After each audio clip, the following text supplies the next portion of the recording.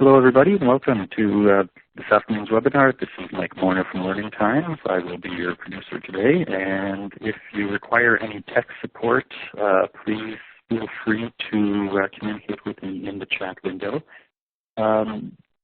Just a quick note for those of you who are coming in from residential networks, as a good majority of us are, I suppose, at this point in time, due to the global situation. If you are coming in on a residential Wi-Fi network and find that occasionally the slides do not exactly correspond to the audio, it could be a bandwidth issue, and so feel free to refresh your browser, and that will often resolve the issue. Today's webcast is being recorded, and the recording will become available as well on the Connecting to Collections Care website in the coming days. So without further delay, I'm going to go ahead and pass things off to our host, Robin Bauer-Kilgo. Go ahead, Robin, whenever you're ready. Hi, everyone. Welcome again to another Connecting to Collections Care webinar. Before I start, I would like to acknowledge that this webinar is being moderated on the traditional lands of the Miccosukee and Seminole people and their ancestors, and I pay my respect to elders both past and present. Well, again, welcome. I hope everyone's staying safe during this very active hurricane/fire week that seems to be happening around the country. Again, introductions. My name is Robin Bauer-Kilgo. I am the Community Coordinator for C2C Care, and you just heard Mike, our Senior Producer over at Learning Times. Like he said, if you guys have any questions or issues, please feel free to put them in the chat. Mike and I will be here the entire time, so we're going to be happy to answer any questions you might have when it comes to anything that's going on with the system. As a quick reminder, this is our home on the web. This is connectingtocollections.org. Here you're going to find not only this webinar, which after it's done and recorded, we're going to pop up there so people can view. You'll find a slew of other great recordings we have from the Connecting to Collection program. So please feel free to go and dig around. You'll find subjects from all under the sun of the world of collections care. So go ahead and dig around in there when you have a chance.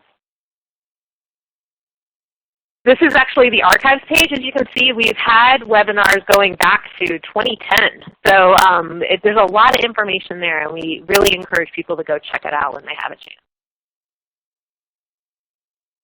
We also have a member-only community, which is under the Discussions tab. It's part of the communities found on culturalheritage.org. On there, if you click on that link, you'll go to an area that, while you can view it, if you become a member, you can go ahead and post a question to our community. We have a group of fabulous conservator monitors who will take a look at your question, either give you a good chance of an answer, or we'll even go out to our slew of experts that we have within the conservation field. So it's a really great space to get information on any kind of question you might have when it comes to care of your collections. You can also find us online. We have a Facebook page, which is facebook.com/C2C Community. Also on Twitter @C2C Care.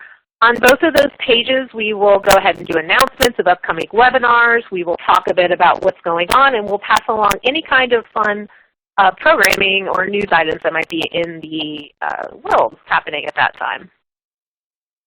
I wanted to recap a couple of quick events that have recently occurred within C2C Care. Back on August 5th, we had a really fun live stream that occurred originally on Facebook. It was called Reopening Cultural Institutions.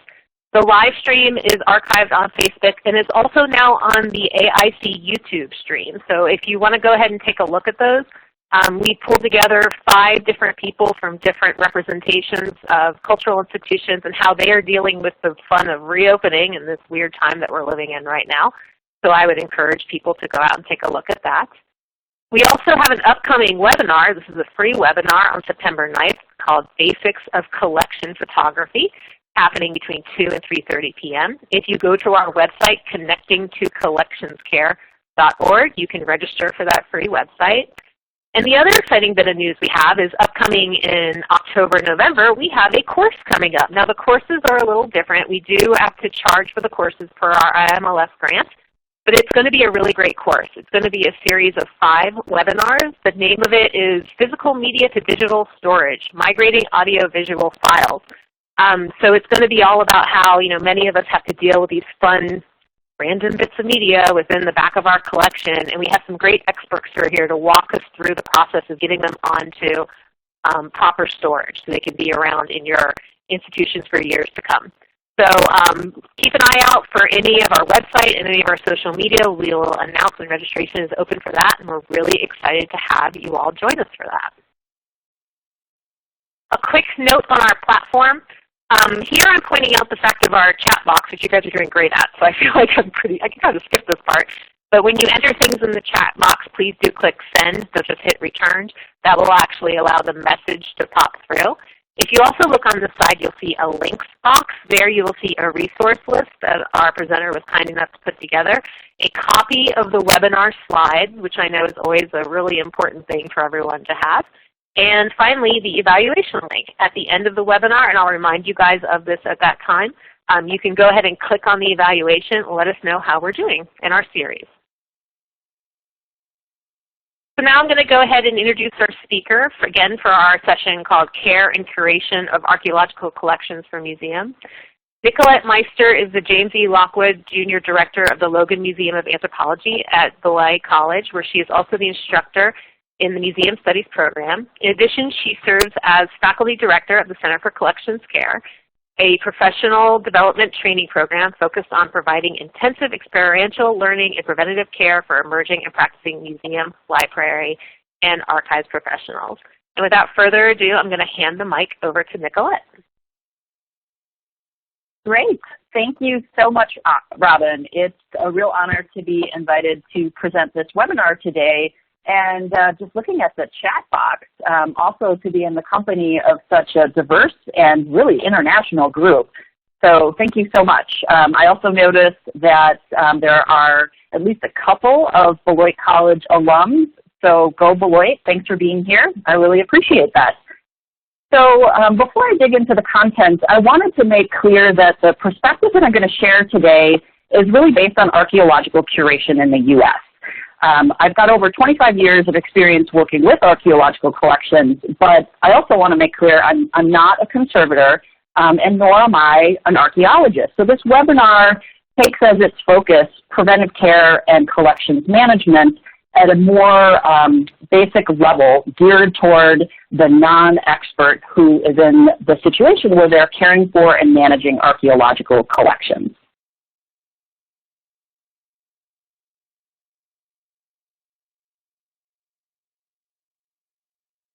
So in addition, my perspective is largely based on my years of experience at the Logan Museum of Anthropology. The Logan is one of two academic museums that are part of Beloit College, which is a small liberal arts college located in southern Wisconsin. And for our international audience, we are about an hour and a half north of Chicago, just to kind of give you a context of where we're located. Beloit is also home to over 20 Native American mounds, some of which you can see in the lower right-hand photo. So I want to begin acknowledging that Beloit is located on the traditional territory of Indigenous peoples, and that we respectfully acknowledge the Ho-Chunk, Potawatomi, and Sac and Fox people who stewarded this land. We recognize the legacies of violence, displacement, and settlement they faced. We are always on Indigenous lands, and on our campus, we have a constant reminder in the form of the mounds.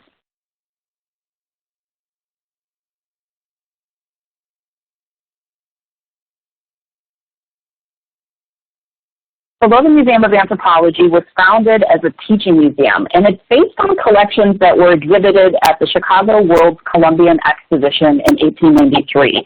So the map that you see in the lower left-hand corner provides just a glimpse of the scope and scale of the museum's archaeological holdings. Many of these collections were systematically collected through Beloit College-sponsored excavations, but many of the others came through private collections or entered the museum through the art market, and as a result, they lack good provenance information. Beloit College is also home to a museum studies program. The campus museums are used as teaching laboratories, and as a result, a lot of the work that we do to care for and curate archaeological collections is accomplished with students. To provide some context, I'd like to begin with a really brief history of archaeological curation in the U.S. When people talk about the care and curation of archaeological collections, they will inevitably refer to the curation crisis. So this crisis is defined by inaccessible and inadequately cared for and managed archaeological collections and associated records. And this crisis took decades to unfold. And it really began when archaeology started to move out of museums and into academia or universities. And this began happening in the early 20th century. This resulted in a focus on fieldwork and research and a slow kind of neglect of archaeological collections care and management. The Antiquities Act of 1906, it did provide good site protection, it established the permitting process, but it didn't address standards for care. Federal works programs beginning in the 1930s ushered in the era of large-scale federal salvage archaeology projects that again sort of resulted in this massive influx of archaeological collections. With the passage of the National Historic Preservation Act in 1966, and then the development of cultural resource management or contract archaeology, the flood of archaeological collections just continued. With the passage of ARPA, the Archaeological Resources Protection Act in 1979, this did help to prioritize curation, but we didn't see actual standards for the curation of federally owned archaeological collections until 1990 when 36 CFR 79 was codified. Another factor that contributed to the crisis is the lack of cross-training. Although this is changing, archaeologists are generally not taught about collections care and management. And vice versa, most curators and collections managers going through museum studies programs, they're not trained as archaeologists. So this lack of cross-training and understanding of the disciplines contributes to the problems that we face in the curation crisis today. This is what the curation crisis looked like at the Logan Museum when I began in 1999. That was a long time ago, I know. Archaeological collections were uninventoried. They were housed in overcrowded. You can see often dirty and moldy, housed in non-archival cardboard boxes. On the far right, you can see associated maps that were tightly rolled, stacked haphazardly on shelves. And what this meant was that for all practical purposes, this collection was impenetrable for research and teaching. We rectified this situation, but it took years of work, starting with a conservation assessment, which led to grant writing, and then multiple grant-funded collection rehousing and computerization projects. The real goal of archaeological collections care and curation is to ensure that collections and their associated documentation is accessible over the long term. Proper curation will ensure that the provenient information remains linked to the artifacts through both physical and electronic management systems. These systems make it possible for us to ask research questions, retrieve data sets, share data, and physically locate collections and storage. Care and management of archaeological collections is particularly important because, of course, archaeological collections are non-renewable resources.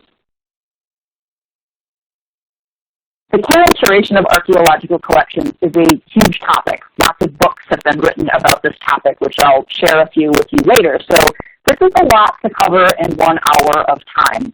So what I've opted to do is sort of begin with basic background information on the causes of deterioration, and I'll address how best to organize, store, and manage archaeological collections. And I'll also share some specific storage techniques, and I'll talk a little bit about computerization of archaeological collections and data.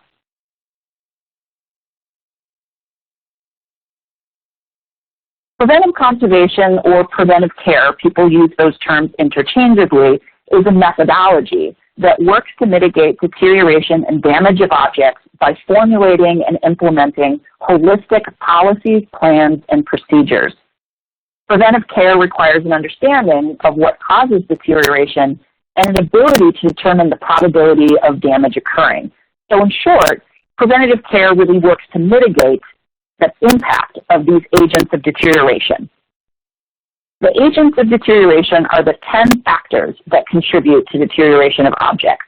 They can affect the physical and chemical integrity of an object, and they can compromise its value for research, education, and exhibition.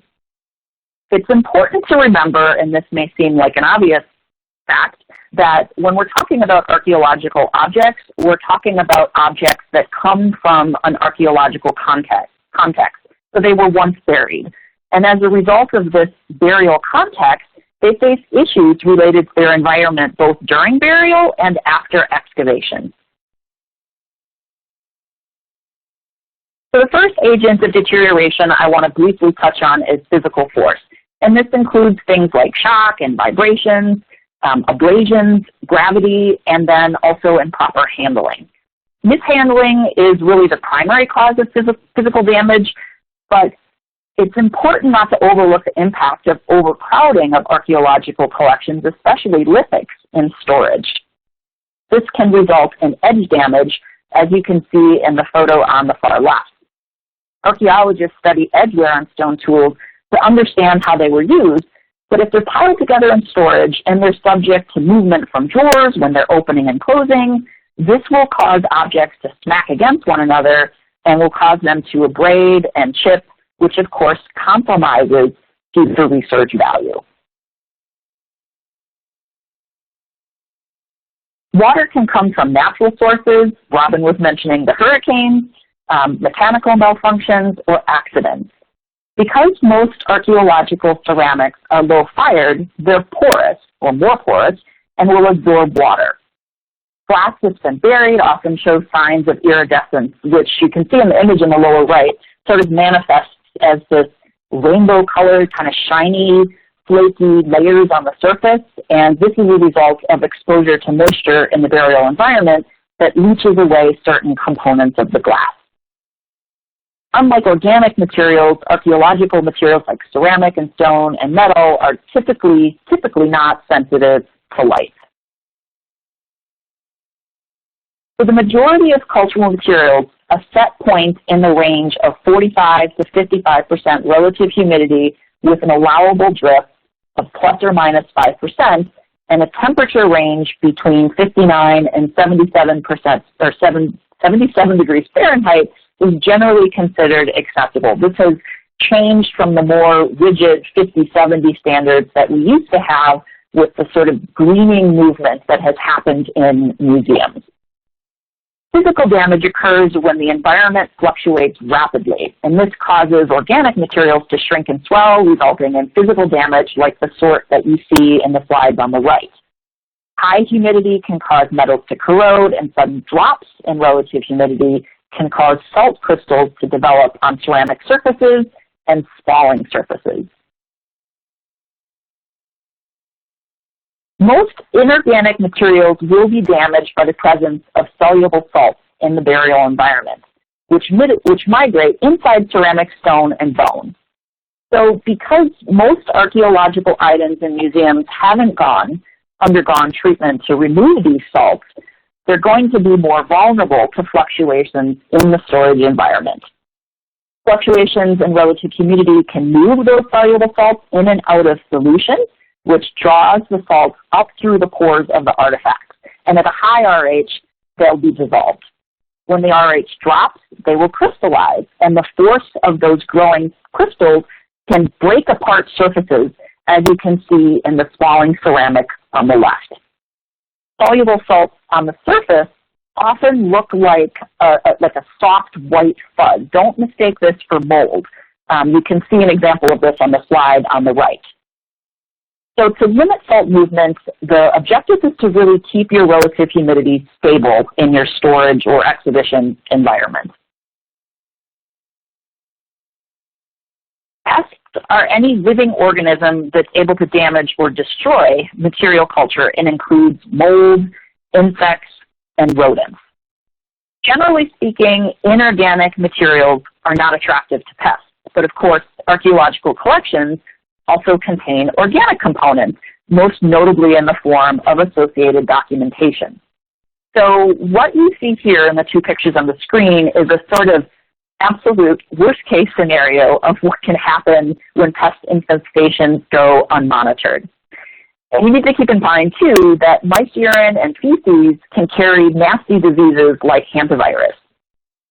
Sorting through these files, which of course we did outside, we did not bring them into the museum like this, was probably one of the most disgusting things I've ever undertaken at the museum, but can be a reality when we're dealing with old records that may not have been, or artifacts for that matter, that may not have been stored in the appropriate environment. Contaminants can be in the form of gases, liquids, or solids, and they come from a whole range of different sources. And they can cause chemical reactions that result in things like disintegration, discoloration, and corrosion. In the past, archaeological ceramics were often reconstructed and glued together with things like Duco cement or other glues that have really poor aging characteristics.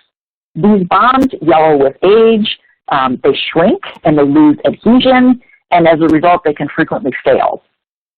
For this reason, reconstructed vessels need additional support and they need to be handled with extreme care. Also not uncommon was the use of clear fingernail polish as a numbering lacquer, especially in the field. Fingernail polish also has poor aging properties, primarily because its main ingredient is cellulose nitrate. It yellows over time, and as you can see from this photo in the far right corner, it eventually peels off. And if you lose that site information, you are losing the important context and relationship between that artifact and the archaeological site. So it's essential that that information remain associated with the object. Fire is usually catastrophic, as we saw recently with the National Museum of Brazil fire. Small portable archaeological objects like coins and jewelry are often the target of theft.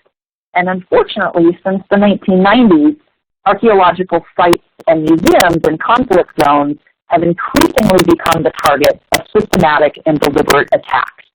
In addition, we now see archaeological sites being looted to fund extremist groups and terrorism in the Middle East.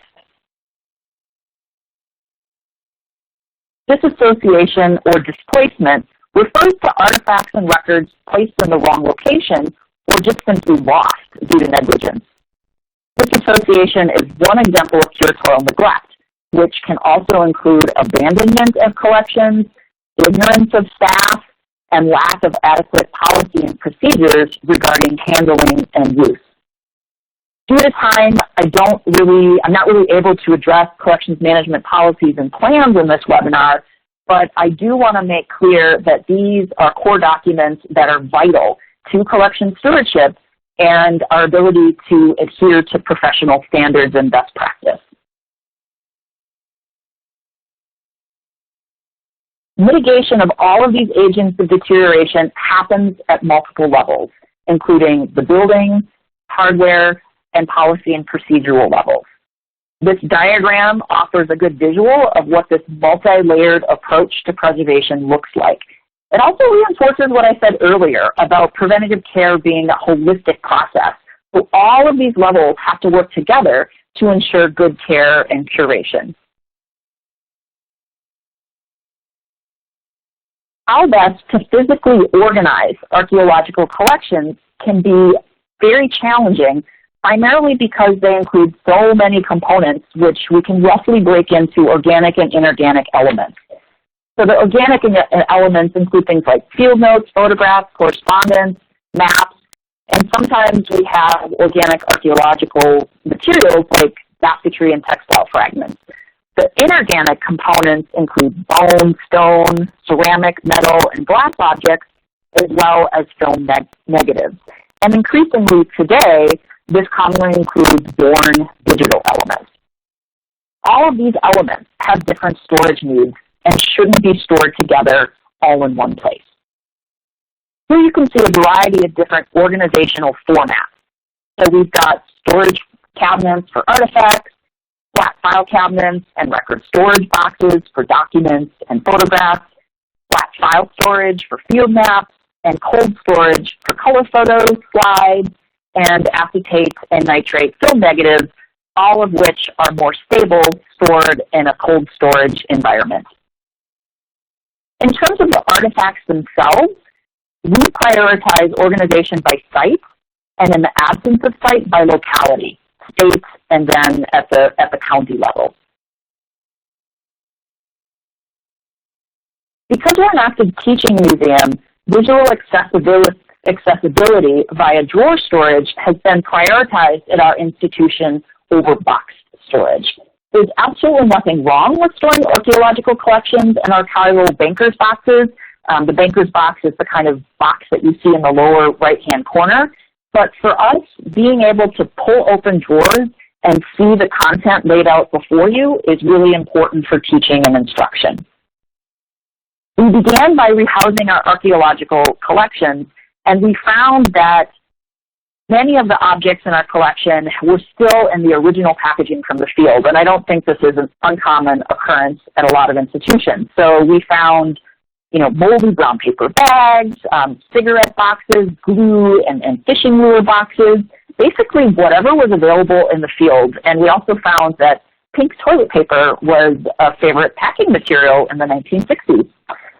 So we housed these artifacts in 4-mil polyethylene zip bags and in specimen trays, and then we placed those within museum quality cabinets. Bag storage of archaeological collections is really common primarily because individualized storage is rarely feasible. Nobody has the space for that, and nor is it cost effective. The thicker bags are recommended, the 4-mil bags are recommended because lithics and ceramics often have sharp edges and they can easily pierce or tear through the 2-mil bags. The cabinets that we use, and you can see on the photo on the left, they've got glides along the edge, and those glides allow them to pull out smoothly and allow them to stop at a certain point, which ensures that they can't accidentally be pulled out of the cabinets. We can pull them out by pressing a little lever if we want to take the whole drawer out for study, but it prevents them from being accidentally pulled out. So this was a lesson that we learned the hard way. The cabinets below these, you can kind of see in the photo, they're darker in color, they're just older, and those cabinets have drawers that were not equipped with drawers on glides. And unfortunately, due to the different weights of different drawers, sometimes those drawers have accidentally been pulled out too fast, too far, and dropped to the floor, which obviously causes damage to the artifact, but could potentially cause damage to the user as well if that drawer were to fall on them. Not all archaeological objects fit neatly into the cabinets that you see here. So for example, whole ceramics obviously take up more room. We store those separately on glass shelves in our visible storage cube. And because metal objects require storage in a lower humidity environment, we store those separately in our low humidity storage room. The inclusion of things like pollen, soil, and charcoal samples in archaeological collections is common. Soil samples may be floated in the field, but often this isn't feasible due to time or the quantity of samples. This means that you may find yourself allocating storage space for samples that take up a lot of time, and this is important because at a future date, it's hopeful that there would be resources available to process those samples. So even if you have samples that have been analyzed, or portions are often kept for reanalysis using new techniques in the future. Lots of lithic debitage and ceramic sherds are also commonly stored in large 4-mil polyethylene zip bags like you see here in the middle photo. During rehousing, different material types were sometimes grouped together in a drawer, and we separated them by scraps of ethafoam sheeting. Well, this made good use of our ethafoam scrap. We found that these scraps didn't stay in place when the drawers were opened and closed. This is something that we're slowly fixing by placing objects in custom boxes or in individual bags to ensure that they don't hit against one another, again, when those drawers are opened and closed. So sometimes the storage techniques that we think are going to work turn out to be problematic in practice. So we always have to be willing to adjust, of course. Look at tools, ground or polished stone, and diagnostic sherds are bagged individually or placed in recessed mounts carved from epiphoam plank or Volara. Both of these products are polyethylene foam products, but Volara has an extremely soft surface compared to epiphoam, especially when it's cut. If cavities are carved from epiphoam, they should be lined with a soft, non-abrasive material like Tyvek soft wrap or Teflon to prevent abrasions. The stacked images on the right illustrate the carved cavity. And you can see in the bottom photo that there's a shallow slit around the edge of the cavity, and this is where the Tyvek lining is tucked into place. And if you have a hard time carving out that cavity, sometimes it can end up being kind of rough. You can actually line that cavity, and you can see that here, with a little bit of polyester batting just to soften the recess, and that's underneath the Tyvek. And trays, like the ones you see on the left here, these can be customized to accommodate small archaeological objects by fitting them with fragments of tri- or trapezoidal-shaped epiphoam rod. Ceramic vessels, of course, often have round bottoms, which means that ring mounts are necessary to keep them stable on shelves. Custom ring mounts are really quick and easy to create using polyethylene backer rod and can be adhered using a heat gun. So you don't need to use hot glue melt to keep these together. However, this is definitely a two-person job when you're using the heat gun if you want to avoid burning yourself. And if you use a thicker rod, in particular the 1-inch rod, it's a good idea to miter the ends first.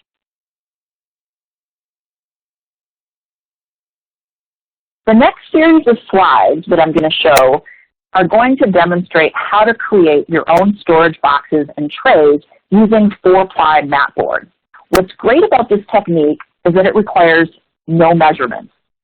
The sides of the box are held together either by metal edging or archival tape. If you're using metal edging, you'll need a mallet and an anvil to pound the edging into place. Both methods are fast and cheap. And as you can see from the cost comparison, making your own custom boxes is a big cost savings, but I realize that it does take time, and time is money, and there's a certain amount of skill involved in doing this. It takes some practice. And if you really want to fancy up your boxes, you can add windows to the lid. You can line that window with Melanex, which is a clear polyester film. The images on the top right show you a couple of boxes that have lids with these clear polyester film windows, and that Melanex is held in place on the inside of the lid, and it's held in place with a double-sided archival polyester archival double-sided tape, which is the 3M 415 tape. And this box making technique can be used with 4-ply mat board, as I mentioned, but it also works really well with the thin corrugated glue board. So things like the E-flute or the B-flute corrugated boards, if you've worked with those before, they work really well. To construct these no-measure boxes, the most important tool that you're going to need is a divider. This is a drafting tool, and it has sharp points at both ends, and it's used to gauge and mark the height of the box. So you begin by placing your artifact, and in this case, this is a pipe from our teaching collection, in the lower right-hand corner of your mat board. And then use the divider to gauge the height of your artifact. So you're not touching the artifact because obviously you could scratch and damage the artifact with these sharp points. So you're just putting it near the artifact to just gauge the height and being generous enough so that there's space above the artifact in the box. So you're not looking for a tight, compact fit. And you want to make sure that once you get that sort of measurement on the divider, you don't want to push the divider together because that dimension is actually going to be used for the height of the sides of the box. The sharp tips of the divider are then used to poke 2 sets of holes to account for the size of the box. This step is then repeated on two sides of the artifact. So you can see it's repeated in the first image on the top and then to the left of the object. We've got two sets of holes. The divider is then used again to score all four sides of the board. And you want to keep the tip of the divider on the outer edge of the board. And in the center slide, in the center image, you actually want to cut off the excess mat board using those outer holes that you've put into the board with the divider as your guide.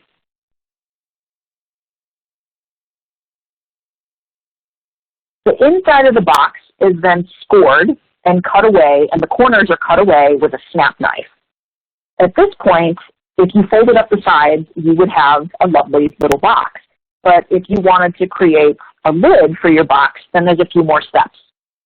For the lid, the box base you just made is then placed on top of another piece of mat board. Two pieces cut from the corner are then added to the dimension to make the lid just slightly larger than the box so that the lid will slide over the top of the box. The previous steps are then repeated, but for the lid, we want to add the addition of finger holds cut from the two sides of the lid to make it easy to remove the lid from the base of the box. Two sides of the box are then taped closed, and we used Thermoplast SH, which is an archival quality linen tape, and the box is lined with Ethafoam. So I'm hopeful that these step-by-step photos will make it possible for you to experiment with this technique after the webinar, and hopefully you can make yourselves some quick and easy, inexpensive custom boxes for archaeological artifacts. Likewise, you can make custom mounts for fragile textile and basketry fragments. These are sink mats, and basically they recess the fragments in mats that can be made from a variety of materials. You can use foam core, glue board, coroplast, or mat board. All of these mats these recessed mats have see-through covers made of Melinex. And ideally, when you're constructing these, you want to think about where you're going to place them in storage so that you can make them in such a way so that they can be stacked and make the most of limited storage space.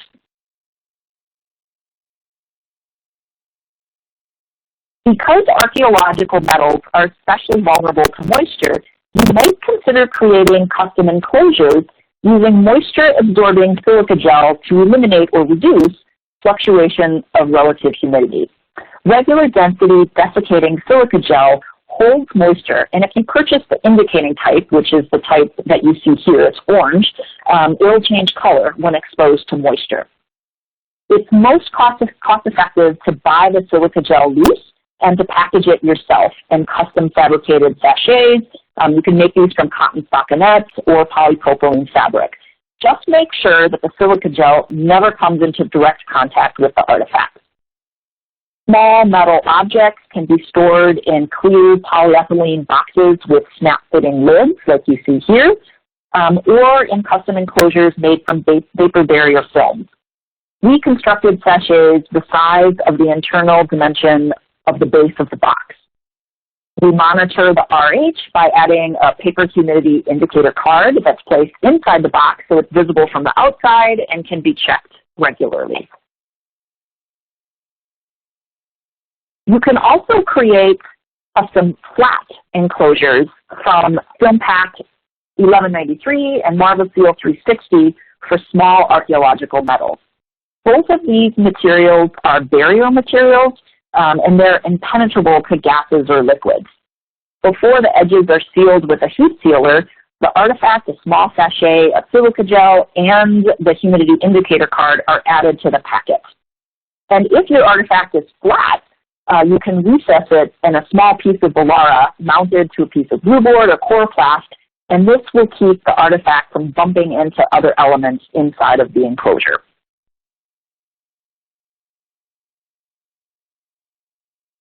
So at this point, I'm really going to begin transitioning from the care of archaeological collections to the curation of archaeological collections.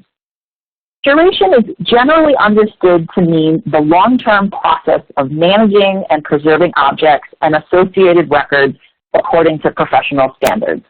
Collections management is sort of the umbrella process that includes curation. For the non-archaeologist, the question of how to curate archaeological collections is often the most complex. And it really depends on ownership and whether what's in your museum collection are isolated artifacts or site assemblages with associated documentation, or more likely a combination of both. Ownership is going to dictate if any laws and regulations apply to the collection. So for instance, if your museum curates archaeological collections excavated on federal land, 36 CFR 79, that curation of federally owned and administered collections code, outlines how federal collections should be curated. So for collections recovered from state land, it's the state archaeologists who are typically responsible for determining how state collections are managed. Archaeological resources from private lands, and of course this applies to the United States only, belong to the landowner, but human remains are typically the exception to this. In Wisconsin, all burial sites, no matter how old they are or who is buried in them, and no matter if they are marked or unmarked, are protected by state law. And archaeological resources on Indian lands are owned by individual Indians or tribes, not the U.S. government. The books that you see here, especially the first two on the left, are excellent resources on this topic. In addition, the recently released 6th edition of the Museum Registration Method has an updated chapter on archaeological repositories.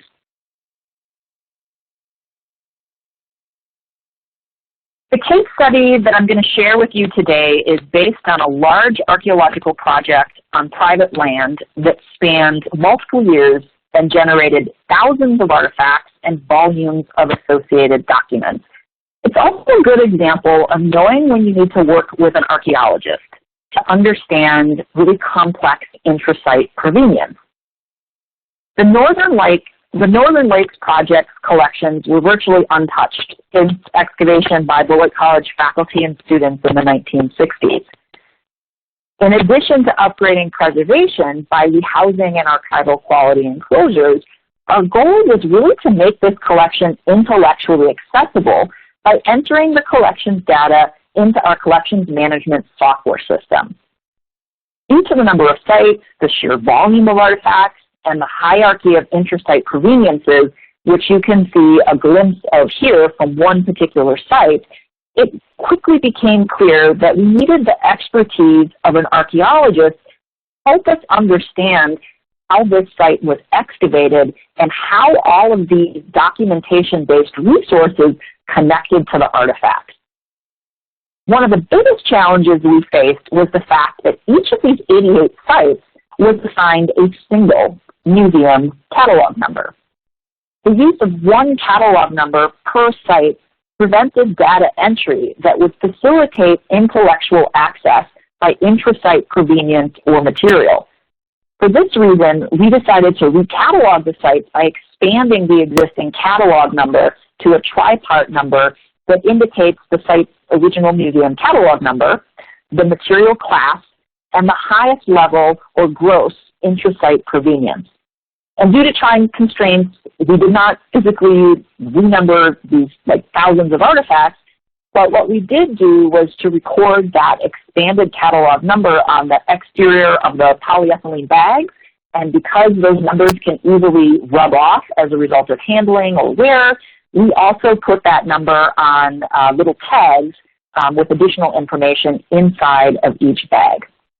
So this case study that I'm sharing isn't meant to be a sort of one-size-fits-all solution, but is rather meant to demonstrate one approach to a complex legacy collection. Gross level data was then entered into our collections management system, but the very, very fine level of provenience was recorded in Excel spreadsheets that were organized by material. We created curation summaries for each site to document this process and to make clear for future efforts what our rationale was, what the decision-making process was behind this. In addition, we created a comprehensive finding aid, which points users to all of the associated documentation for each site, so extensive field notes, photographs, maps, correspondence, and publications, which was really important because, again, these were spread throughout the museum in different rooms and different cabinets and organized in different formats. How and what data is entered into a collections management software system largely depends on what system you're using and how and by whom that data is being used. So most museums have mixed collections, and if you have a collections management system, it was likely selected or maybe your institution built a database in-house. But the idea here is that it was likely created to accommodate different types of collections and wasn't specifically created with archaeological collections as its focus. And unlike history and art collections, there's no standard nomenclature or lexicon for anthropological collections. For this reason, we opted to create our own nomenclature, which was then added to our collections management system, and we use Rediscovery Proficio. Because we curate both ethnographic and archaeological collections, our object lexicon is divided into two branches. The ethnographic lexicon is based on function, whereas our archaeological object lexicon is based on material, primarily because the function of archaeological objects is often unknown or ambiguous. In addition to the lexicons, we built controlled vocabularies. Sometimes people refer to these as lookup lists or drop-down lists to ensure standardization of data entered into fields like location, manufacturing technique, material, archaeolocal type name, periods, just to name a few. We also recognize that there are inherent limits to controlled vocabulary. Controlled vocabularies really privilege the dominant white perspective that is inherent, again, to the establishment of most museums. So we do have other fields that enable us to capture different kinds of cultural data and data that we can then restrict to make sure that it's not shared with individuals that don't have the right to see that data. Object, locality, and cultural-based information is primarily captured in the main info tab, which is the screenshot that you see here.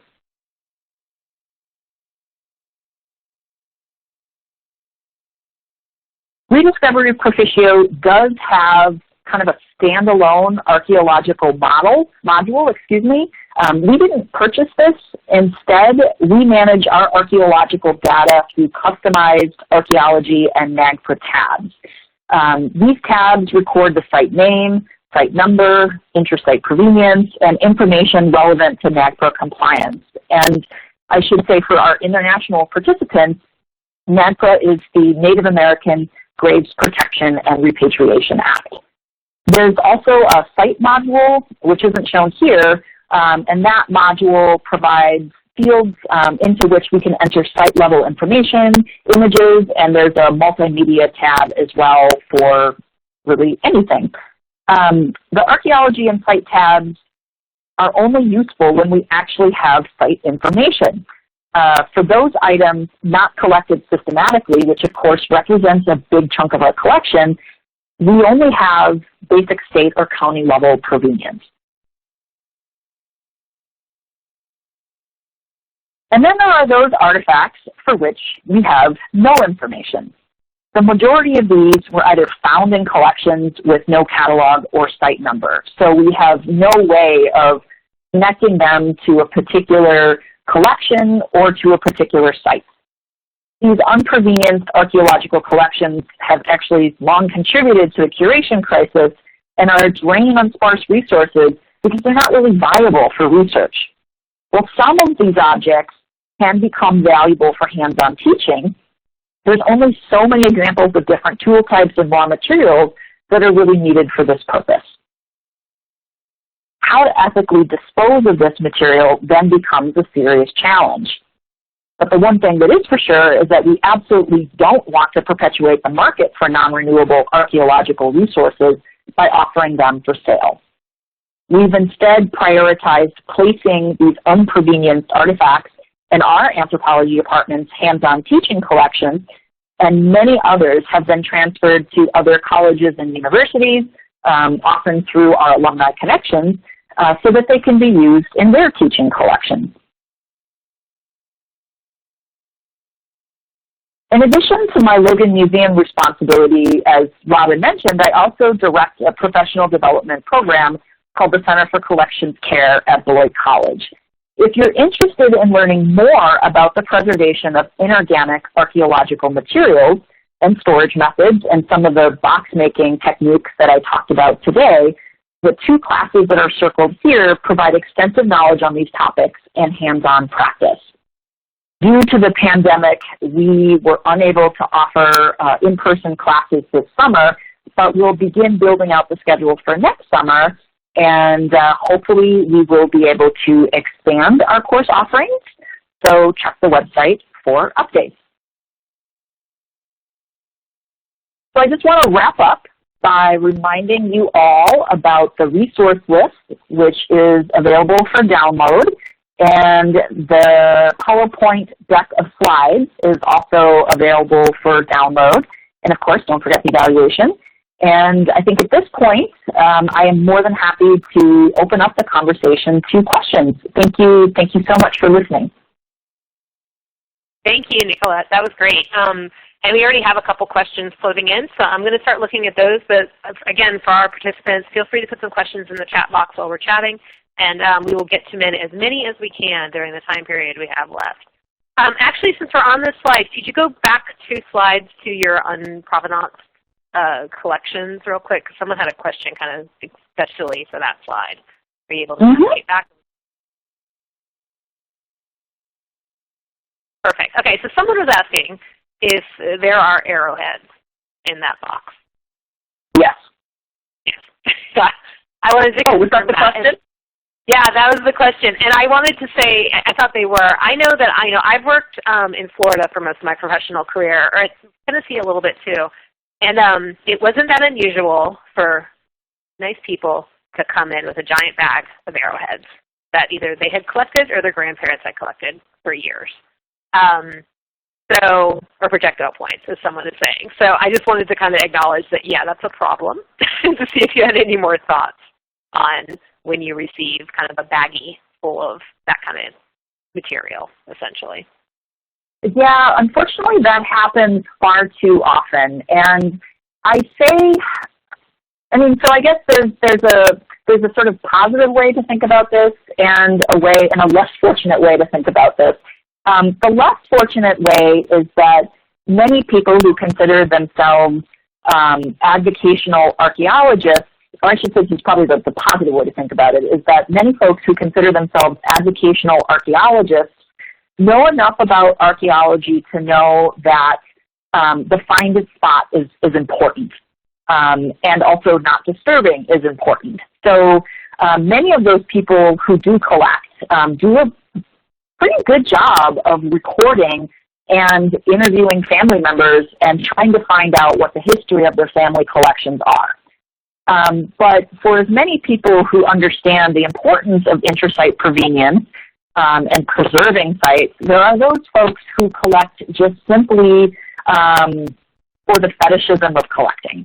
And those are the ones that we sort of struggle with, because they're often coming into the museum wanting us to provide a value on these objects. And so we try to approach those conversations from an educational perspective, and to really talk about, why it isn't ethical for us to provide a monetary valuation, and why the sale and exchange of archaeological collections is very, very problematic. So that idea of them being non-renewable resources, and that we're by removing them from their context and not preserving that, we're losing pieces of our past, whether it's historic past or prehistoric past, what have you. It's gone. All you have left is this thing. So it is very challenging. Yeah, and even when you brought up the thing about valuation, I mean, in normal museum collections, we have that issue. As soon as someone wants to donate anything, and it can be anything, predominantly, they want to know how much is it worth. And as museum collections people, our answer is, we can't give you that number.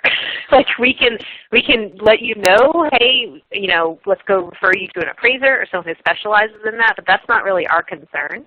Our concern is more, care of that object and trying to make sure that's for everything that you just said. So that's good.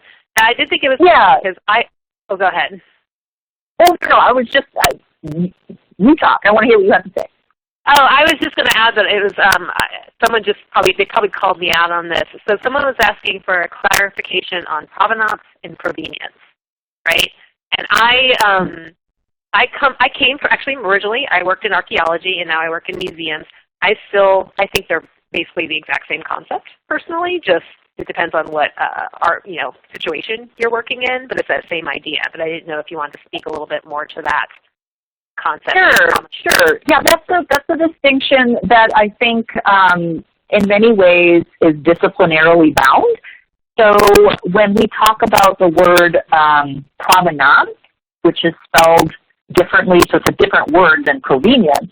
So when we talk about provenance, that's a term that's generally associated with art history, and when used is often referring specifically to the history of ownership. So the different hands, collectors, museums that, primarily works of art have passed through. We do use that term generally to talk about collection history in general of any kind of museum-based collection. But when we're talking about provenience, the other word, we're specifically talking, the actual definition of that term comes from the specific intra-site provenience. So it's an archaeological term that refers to the particular layer in the ground, in the burial situation that object was excavated from, which is part of its collection history. So that's why, people tend to use those terms interchangeably, but they do have different meanings that are interrelated. So hopefully that makes sense. No, it does. Like I always say, that's what I show my archaeology showing, is when I mess up those terms and say provenience when I'm in a museum situation. But you're right, there is a slight different nuance as to what each term uses. There was an interesting discussion on the types of bags people use within collections. Someone reflected the fact that some of their 4-mil bags are deteriorating. Have you ever noticed that happening with the bags that you've worked with, or do they seem to be holding up pretty well? I know it's hard sometimes because especially if you're storing pretty bulky items within them, especially stuff with rough edges, there can be a difference. That is a really interesting observation, and honestly, I don't know that it has anything to do with so mil refers to the thickness of the bag. So I don't know that it has anything to do with whether it's a thin bag or a thick bag, because I have noticed that we used to use 2-mil bags until we started having the kinds of problems that I was talking about, them tearing and artifacts poking through them, that sort of thing. But I noticed that some of those older bags have started to yellow. So what I think it is a problem with the plastic itself, that it may not be an archival quality, maybe it's not even polyethylene, I don't know. And a lot of those bags, sort of predated me, so I have no idea what vendor they purchased them from. What I've always been told, and again, I'm not a conservator, and we have not actually subjected our bags to OD tests. So plastic, any kind of material can be subjected to an accelerated aging test to determine if it is inherently stable. So if it's going to have any propensity to off-gas, if it's got good aging characteristics, so on and so forth. So we don't do that in-house. We don't have the capacity to do that, or really the time. But what I've been told by conservators is that, generally speaking, food-grade polyethylene plastic will be safe and have good aging characteristics. That being said, I think it's altogether possible that various vendors that we're buying from may be especially if they're not vetted through the museum community, they haven't been through these tests, could very well be showing undesirable characteristics, and I have seen that myself. You had also mentioned, and I think this is very good practice, of writing on the outside of the bag, plus including a tag on the inside of the bag, just because it can rub off after a certain amount of time when it's just on the outside part. When you use those tags, what do you all print the tags on, out of curiosity? We print them on archival, like a bond paper, and we use a laser printer. So you don't want to use you don't want to use an inkjet printer, and it's just the site number, what the object name is, a count, because oftentimes, especially with lithics and ceramics, you can have multiple objects under one number, and then there's usually a weight, and then whatever the intersite provenience is. And it just makes it so much easier when you're physically trying to retrieve things from a drawer to not have to, you can see that white tag so much more easily. Mm-hmm. Yeah, completely agree. I'm going to transition the conversation a little bit into content management systems because I feel like that's a topic that people like to talk about quite a lot. I know I find it interesting. Someone was asking just your thoughts on the program you guys, it was Rediscovery, correct, is what you all use? Correct. What your thoughts were on it. I mean, I say that with a caveat that no CMS is perfect, right? You always want to reach in and tinker with it, I feel like, in some way, shape, or form. But people were kind of interested to find out what you think of it and have you used other systems like Past Perfect or other systems or have had experience with them? Sure. Yeah. No, that's a great question. So I've worked with the kind of systems that are the build your own in-house. So previous to Rediscovery Proficio, I had built an in-house system using Microsoft Access because if anybody who has ever purchased a collections management system knows, they're pretty expensive, especially the more robust programs. So we needed to wait until we were in a position to apply for grant funding in order to buy a collections management software system. And the reason why we opted for Rediscovery Proficio is that they have a lot of experience working with anthropological collections, broadly speaking. My understanding is that it remains the software being used by the National Park Service. That may have changed. Maybe some of you from the Park Service can chime in on that, but my understanding is that it's being used by Park Service museums and sites, which lends a level of sort of credibility and longevity to the program, so not a sort of fly-by-night outfit.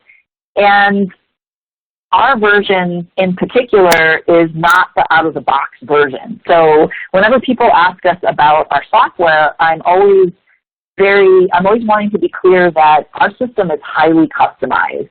So because we got grant funding to enable us to purchase it, we also used that funding to spend a year before we converted to create the lexicons that I talked about, to be incredibly thoughtful about our fields and how we wanted to structure them, how data would be entered into them, how we would control the data being entered into that field. So it was sort of like the one opportunity we had to assert some control over the system was at the very start of the process. And so our system is not the same as the out of the box. And overall, it has worked. It's worked very well for us, and we continue to be happy with it. And it looks like I'm seeing in the chat that National Park Service is still using it. If yes, okay. Yeah, it says that they're developing a cloud-based version for NPS and Department of Interior, which is great to know that that's moving in that direction as well. So that's exciting. Yeah, and unfortunately, I can't say much about the archaeology module in Proficio. I think, for us, we didn't really need it. It was sort of, more than we needed. But it would be interesting, if anybody out there is using that module and had feedback on it. But unfortunately, I am unable to comment on that. Yeah, my experience, I've used Past Perfect, but an older version. I think I was still on 5 when I was working actively within the museum. I haven't seen 6 yet. It was all right. You know what I mean? Like we used a lot of user-defined fields, I guess, to make it work better for our collection. But again, it was you kind of doing what you talked about, the customization of it, right? Like figuring out what are really your needs of this, and then kind of making sure it matches your needs for what you need to do. I think is incredibly important. Yeah, and important to pick a software program that allows you to do that, that has that inherent flexibility. Yeah, exactly. There was also some discussion about nomenclatures used. It's funny because while I have a background in archaeology way back in the day, like back in the 90s, I've been in museums since grad school, and you know, you talked about nomenclature, but it's hard because not everyone uses the same nomenclature, especially when you're moving amongst disciplines in the museum field between like art and history and all that kind of stuff. I wanted to talk a little bit more about just how you all developed your nomenclature, and I really like the idea about how you guys kind of acknowledge the fact that there's inherent kind of sidedness to traditional nomenclatures. So could you talk a little bit more about how you guys developed yours and what you're using? Sure. And I mean, the longer I'm in the field and the more I reflect on a lot of these issues, unfortunately I just begin to sort of problematize it more and more. And I mean, there's a big movement maybe I shouldn't say big, but there is a movement afoot right now to sort of decolonize the catalogs in and of themselves. So I think that, you know, we can expect to see a lot of changes in the future in the way in which we think about constructing, controlling, and providing access to the data that is equally as important as the artifacts themselves.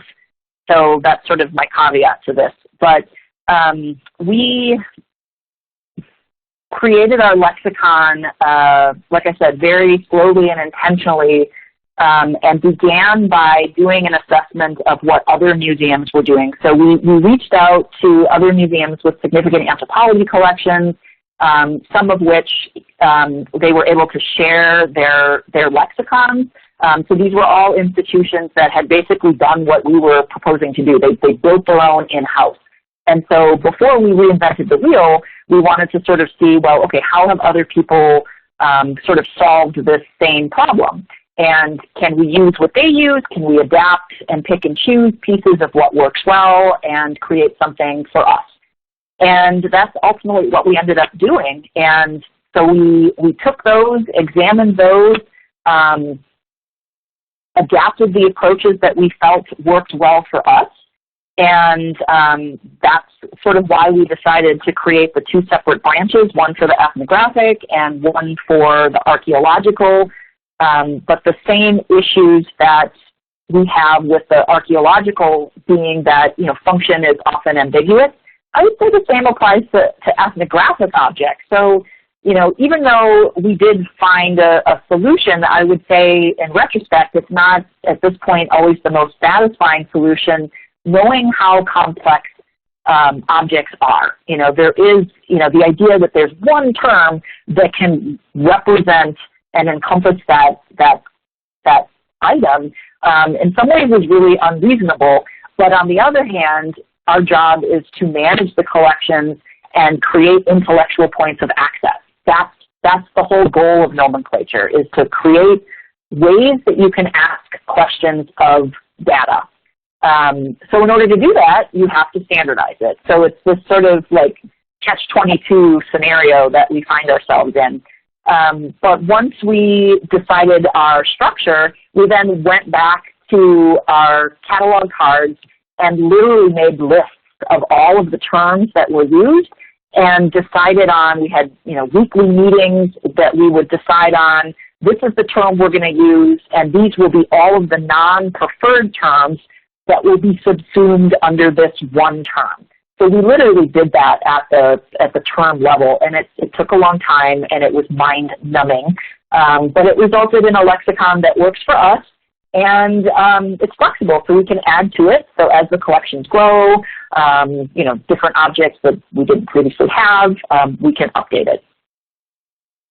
Yeah, I mean, I agree. I think sometimes it's just that data crunching at the beginning is just trying to figure out what are the terms that are being used. And I really like how you, someone in the chat just said they're currently cross-training their graduate work with anthropology/archaeology in your work, and I'm like, yes, my BA is in anthropology, and I think that's always helped me a lot when I look at museums, at collections in particular, because that's where my career has been, and having that background has been incredibly helpful when it comes to considering all these types of things. So I think that's a really I totally agree. I think it's that like relativist approach that's ingrained in you in anthropology. Yeah. And yeah, my background's in anthropology too. Mm-hmm. Yeah, so you look at things a little differently, I think, than people who come from other backgrounds. So get more nuts and bolts and things. We have a question. Someone's asking for any tips for storing ivory art objects. I'm not sure if you have anything to that, but I believe there is a webinar in our C2C archive dealing with ivory and like the storage of those items. Did you have any thoughts on that? Or I could also dig up that webinar too to send that offline. Not particular. You know, I think, yeah, without knowing what it is, yeah, it's probably better to reference resources specific to ivory, you know, and does it have a lot of components, you know, fragile appendages, is it archaeological? Yeah, so it kind of, is it in, you know, condition, all sorts of issues. Yeah, exactly. I'm sorry, yeah. So here's an interesting question, because I've run into this too. It says thinking of historic site archaeological collections in North America from the 1700s and 1800s. Frequently, there are large volumes of sherds of broken window glass, rusty nails, bricks, sherds of British-made ceramics, and other objects that are largely non-diagnostic. Are any museums or collection repositories deaccessioning these types of objects, returning them to the earth, or what have you come with? Have you come across these types of things? I know I have, working in Tennessee, we came across a lot of this stuff called fire-cracked rock. That was just like tons of it, right? And they're big chunks of rock. So it was always like, how do we handle all these, repositorily speaking? Yeah, no, that's an excellent question. I personally do not have firsthand experience, so we don't curate a lot of historical archaeological material at the Logan Museum. I do, however, have a really good reference for you. So one of the books that I mentioned was Using and Curating Archaeological Collections. It's also on the resource list. So one of the chapters from that book, and I've got it sitting in front of me, so I'm going to read it to you, is called Every Artifact is Not Sacred, a call to rethink historical archaeology's collections management assumptions and practices. So this is an article that I've actually used in my teaching, so I'm familiar with it, but it does exactly, it problematizes exactly what the individual who asked the question is talking about. And my understanding is that, you know, we don't have space in museums and repositories to save everything. You know, that, and so like the chapter is called, Not Every Artifact is Sacred. The challenge lies in identifying what are representative samples. So basically you're taking, you know, you're sampling the collection and preserving a representative sample and then disposing of the rest. What physically happens to the things that aren't kept, that I don't really know. But this idea of being selective and not keeping everything is really growing in acceptance, especially in reference to historical archaeology. So I would check out that chapter. I think that might be really helpful. There's also the concept, and you mentioned it, that they're sampling, right? So like when you go to an archaeological site, I remember learning this as a young undergrad of being like, oh wait, we don't dig everything up?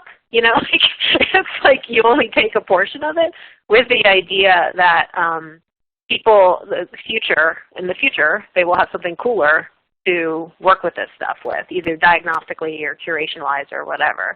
So there's a big question of that. I also like how you brought up the fact of, you're right, from a museum standpoint, at some point you do have to start there's not that concept of deaccessioning, but when it comes to items pulled from archaeological sites, I think there's a hesitancy from the collection standpoint of getting rid of those just because you're not really sure what you have. So the fact that having those around, I think what you're talking about, having those article references rather, are really important to look at. There's a bunch of really good people are trading articles like crazy right now in the chat, which is great. Yeah. And I just want to call out, it's already moved up in the chat and I can't see it, but somebody referenced the Active Collections website, and that's awesome. And they've actually just, there's now a book in conjunction with that as well, but it's taking that concept of the need to be more selective about what museums are acquiring and how that applies across disciplines and across different types of museums. And that's a really great approach and really challenging us to think differently about this need to collect everything. And that if those resources aren't sort of earning their keep is one of the ways that they talk about that, then and if they're not helping people and helping to preserve community knowledge and so forth, maybe they're not worth keeping.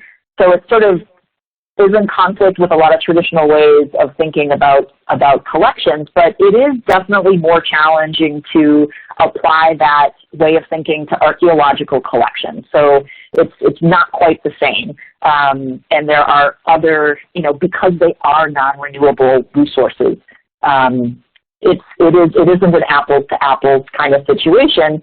And of course, if you're dealing with federal collections, you can't deaccession them. So there's that issue. And then even if they are, privately owned by your museum or what have you, and you do deaccession them, the question of what do you do with them? How do you dispose of them ethically? I think that's a big problem too. Yeah, no, I completely agree. Like, it's hard to come across that. I always say that, like, when it comes to deaccessioning, part of that process is the well thought out, okay, so we can say we want to get rid of all this stuff, but then, like, how do you get rid of it? Like, no one's going to have the great mythical bonfire out behind their museum to get rid of these things. Like, there has to be a place that you're sending it to or doing with it that's ethically correct to any discipline you're following, right? So you have to make sure that you're thinking out that process when you're doing it. I like someone, you mentioned repositories. I'll add that the MRM6, which has come out, has some great information in it. I believe I saw the author of the chapter that deals with repository in the chat. Her name's Elise LeComte, so if anyone has questions concerning that, please reach out to her because she is great. So I'm going to switch a little bit to a question that was asked about the archival aspects of archaeological collections. It says, someone posted, I'm so happy that you touched on the archival aspects. Have you or do you know of any other institution that has specifically consulted with archivists when curating the archives?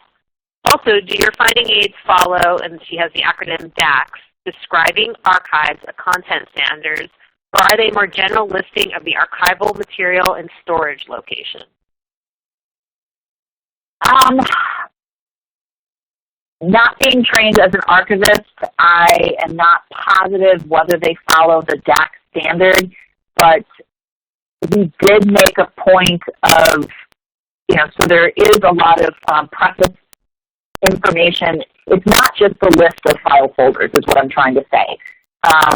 There is summative information at the beginning of the finding guide.